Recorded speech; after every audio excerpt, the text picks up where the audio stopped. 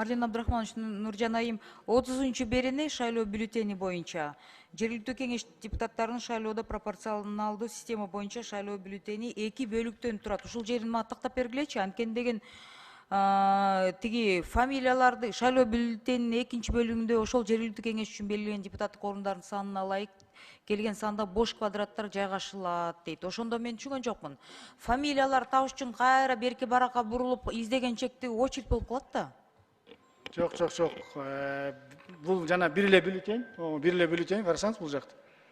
Башында партиялар турат, анан астында квадрат турат. Эми ошол астында квадраттардын кандидаттардын фамилиялары болуш керек. Эми элестетиңиз, каарган адамдар мына өткөн шайлоодо элдин башы айланды, сөзүн ачык билесиздер. Партиянын номери дал келген, тизмедеги списоктогу кандидаттын номери дал келип, ошентип добуштарды өтүп кетти деген сөздөр көп болду, сөзүн ачык, повезло деп. Анан ошентип ошондой болбош үчүн так ылдый жактан андан көрө фамилияларды жаздырбайсыңар, маңдайына, квадраттын маңдайына абдан туура болмок да. Акыйкаттуу болмок эле. Элдерден да мындай баш айланмак эмес да. Анан кийин адашкан адамдар дагы мен кыймын деп жүрүшөт кийин.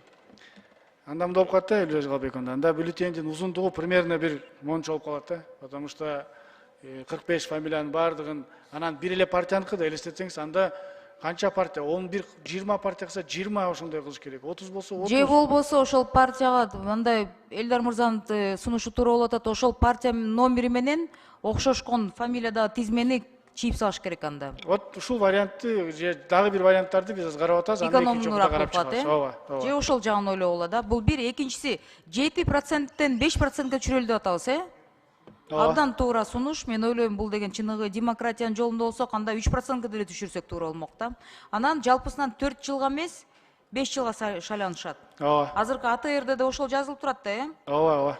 Единственное, Нуржан айым, мен сизге ушунчалык тиги аялдарды колдогоңузга мен ойлойм, айымдар партия тизмеси менен жүргөн келген айымдар аябай сизге ыраазы болуп болуш керек деп.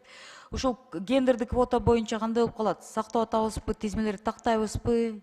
Жанакындай 7 адам келсе ызы чолду, сиз билесиз, биз билебиз аны. Сактай алабызбы? Толугу менен жогорку кеңеште колдонулган система боюнча аналогия болуп атат. Жергиликтүү кеңешке ошондой резервтөө дагы сунушталып атат. Ошол бойдон эле калат, 30%тан кем эмес. Ошондо 7 болгондо 2 айым келип калат, 3 кечиресиз, 3 айым келип калат да. 5 киши болгондо? 5 болгондо 2, мына мен айтып берейинчи, 1ден 3кө чейин болгондо 1 мандат, 4, 5, 6 болсо 2 мандат, 7, 8, 9, 10 болсо 3 мандат, 11, 12, 13 болсо 4 мандат, 14, 15, 16, 5 и так далее. То есть наоборот, бул жерде иши олучу кылып күчөтүп так дана жазып коюлат. Баягында соттошуу маселелер болбош үчүн так дана ошол жерге жазып коюп атат. Анткени партиянын ичинде да таарынычтар, анан кийин деген айым кандидаттарга да таарынычтар болбосун деп ойлойм да. Ортодо и так в уязвимом положении. Вот ошон үчүн бул жерге так жазып коюшту. Хорошо, түшүнүктүү.